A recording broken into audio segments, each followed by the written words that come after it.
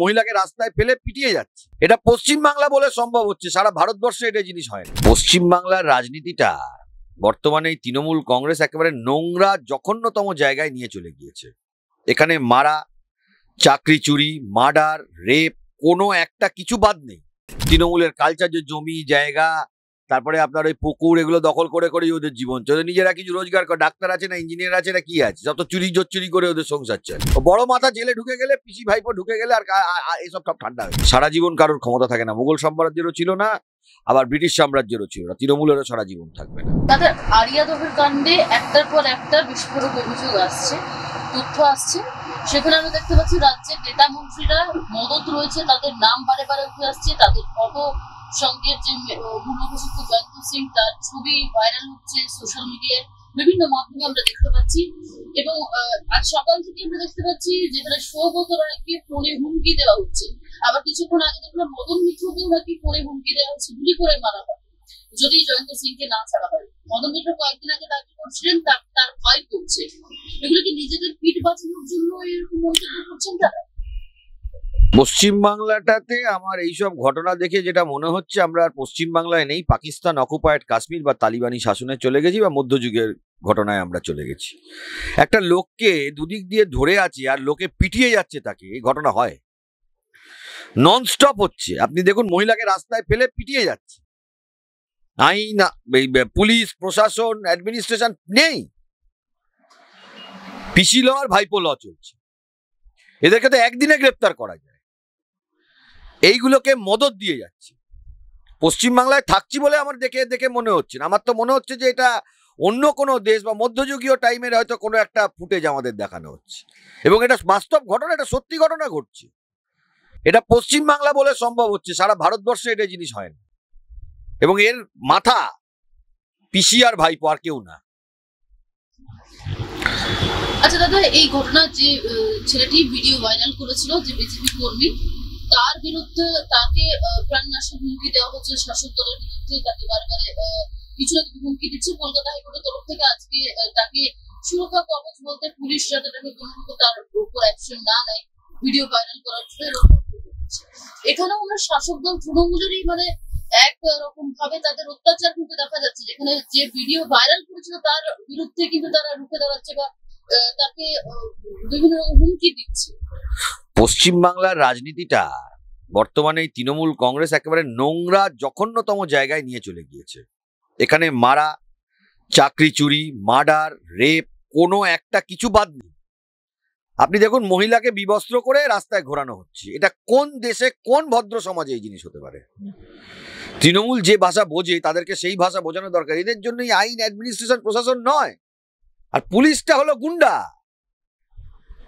পুলিশটা এখন গুন্ডা। পিসি পুলিশ, ভাইপো পুলিশ, এরা হলো পুলিশ বাহিনীটাই গুন্ডা ভাই। আসলে যে জয়ন্ত সিং অভিযুক্ত, তার বাড়ি একেবারে কাচের দরজা লাগানো, তার একবারে মোজাইক করা বাড়ি, সাদা বাড়ি, সুন্দর বাড়ি রয়েছে। কিন্তু সেই বাড়ির কোন রকম কোনো বৈধ প্ল্যান নেই। বিলাসবহুল যে বাড়ি রয়েছে, কামারহাটি পুরসভার সবটাই মদতে। আমার মতে এইসব লোকের বাড়ি আগে বুলডোজার দিয়ে গুড়িয়ে দেওয়া উচিত। কিন্তু সমস্যা হচ্ছে এটা তৃণমূল জামানা, তৃণমূল রাজ চলছে তো, তাই জন্য জিনিসটা হচ্ছে না। এগুলো নিয়ে মামলা হবে, আদালতকে ইন্টারভিন করানোর জন্য আমরা আদালতের কাছে শেষ দরকার প্রয়োজন হলে আবেদন করব। এ রাজ্যে বেআইনি নির্মাণ থেকে শুরু করে যত তৃণমূলের নেতারা আছে, চুরি, জোচ্চুরি, রেপ, এই ধরনের ঘটনা এরা ঘটিয়েই যাবে। এবং এটার বিরুদ্ধে আমাদের প্রতিবাদ, এবং আমরা যে বিভিন্ন মামলায় ইডি এবং সিবিআই চলছে, আমাদের দাবি, এবং আমরা কোর্টের কাছে দাবি করছি এবং আমরা আদালতের কাছে মামলা করছি, এটা নিয়ে লড়াই করছি যে বড় মাথাকে জেলে ঢোকাতে হবে। বড় মাথা জেলে ঢুকে গেলে, পিসি ভাইপো ঢুকে গেলে আর এসব সব ঠান্ডা হয়ে যাবে। এরা ওই বাইরে যে চিল্লামিল্লি গুলো করবে, সেগুলো আমরা কিভাবে ঠান্ডা করতে হয় আমরা জানি। পশ্চিমবাংলায় এটা সরকার চলছে। রাজ্যে একটার পর একটা ঘটনা, যেখানে রোজ আমরা দেখতে পাচ্ছি কোথাও না কোথাও গণপিটুনি চলছে, কোথাও না কোথাও নারী নির্যাতনের ঘটনা ঘটছে। বহু বিজেপি কর্মী থেকে শুরু করে যারা রাজ্যের বিরোধী দল, তাদের উপর আক্রমণ চলছে, হামলা চলছে। রাজ্যের মুখ্যমন্ত্রী মমতা বন্দ্যোপাধ্যায় গেলেন আজকে মুম্বাই মুকেশ আম্বানির ছেলের বিয়েতে, কি বলবেন? হ্যাঁ, বড় বড় জায়গায় তো তিনি যাবেন, তিনি চেষ্টা করবেন যাতে পশ্চিম বাংলার জন্য শিল্প আসে, যদি আনতে পারেন ভালো, একটাও তো আনতে পেরেছেন বলে তো আমি অন্তত মনে করি না।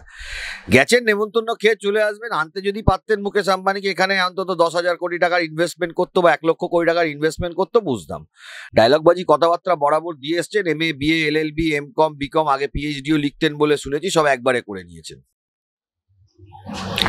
আজকে এয়ারপোর্টে যাওয়ার আগে ঠিক অর্জুন সিংকে তিনি নিশানা করে গেলেন, যে অর্জুন সিং যখন এমপি ছিলেন তৃণমূলের ভোট কার্ড থেকে শুরু করে 2021 সালে একদম সরাসরি অর্জুন সিং এর নাম ধরে তিনি মন্তব্য করে গেলেন। অর্জুন সিং বিজেপিতে গেছেন বলে কি ভাইপোটার নামে তো আমরা মন্তব্য করছি, ওটা কি করেছি, লিপস অ্যান্ড বাউন্সটা কার কোম্পানি সেটা বলা দরকার ছিল না? ওই কালীঘাটের কাকুটা কার ডেমি ক্যান্ডিডেট হয়ে দাঁড়াতো, SSKM এ ভর্তি কেন হয়েছিল, সাধারণ মানুষ SSKM এ কেন জায়গা পাওয়া যায় না, এগুলো নিয়ে ডায়লগ মারলে বড় ছিল বড় বড় কথা। আজকে পরিত্যক্ত 40 কাঠা সরকারি জমি দখল করা হচ্ছে। কলকাতা পুরসভার 56 নম্বর ওয়ার্ডে জমি দখলের অভিযোগ উঠেছে। মতিঝিলের ক্যাম্পিং গ্রাউন্ডে দখল করা হয়েছে এবং এই যে জমি পরিষ্কারের পরে জমি দখলের অভিযোগ উঠেছে। জমি তো তৃণমূল বরবাদ দখলই করে যাবে, এটা তো তৃণমূলের কালচার, যে জমি জায়গা তারপরে আপনার ওই পুকুর এগুলো দখল করে করেই ওদের জীবন চলে, নিজেরা কিছু রোজগার করে, ডাক্তার আছে না ইঞ্জিনিয়ার আছে না কি আছে, সব তো চুরি করে ওদের সংসার চলে তৃণমূল যারা করে। এদের মানুষ বলে কোনো বস্তু নাকি এরা? সাংবাদিক বৈঠক ডাকছেন নবান্নে এবং সেখান থেকে হঠাৎ করে হকার উচ্ছেদ, কখনো পার্কিং নিয়ে সোচ্চার হচ্ছেন, কখনো আবার বেআইনি যে ইলিগাল কনস্ট্রাকশন যেগুলো রয়েছে সেগুলো ডায়লগ দিচ্ছে। বাজারে এখন ভোট মিটে গেছে, আবার ভোট আসছে, কিছু তোলা যাতে এদের থেকে চমকে তোলা যায় সেই জন্য ডায়লগ মারছে। ডায়লগ মেরে কোনো লাভ হবে না। শুনুন, একটা কথা আপনাদেরকে খুব ভালো করে জানিয়ে রাখি, ক্ষমতায় যতদিন একটা লোক থাকে, লোকে কত সম্মান করলো বা অসম্মান করলো তাতে কিছু যায় আসে না। মানুষ যখন ক্ষমতা থেকে চলে যাবে তখন মানুষকে সম্মান করছে কিনা সেটা দেখতে হবে। উড়িষ্যার নবীন পট্টনায়ক, আজকে তিনি ক্ষমতায় নেই, গোটা উড়িষ্যার জলমত নির্বিশেষে, জাতি ধর্ম নির্বিশেষে গোটা উড়িষ্যার মানুষ ওনার পাশে আছে, এটা হলো সম্মান। বুদ্ধদেব ভট্টাচার্য ক্ষমতায় নেই, মানুষ ওনার পাশে আছে। হয়তো নবীন পট্টনায়কের এখনই ক্ষমতা থেকে গেছেন বলে তার পপুলারিটিটা বেশি, কিন্তু বুদ্ধ ভট্টাচার্য যেদিন ক্ষমতা থেকে চলে যাবেন না, সেদিন আপনাকে মানুষ কি বলছে সেইটাই কথা। এই চোর ব্যাপারটা কিন্তু তাড়া করে বেড়াবে যেদিন ক্ষমতা থেকে চলে যাবে। সারা জীবন কারোর ক্ষমতা থাকে না, মুঘল সাম্রাজ্যেরও ছিল না, আবার ব্রিটিশ সাম্রাজ্যেরও ছিল না, তৃণমূলেরও সারা জীবন থাকবে না।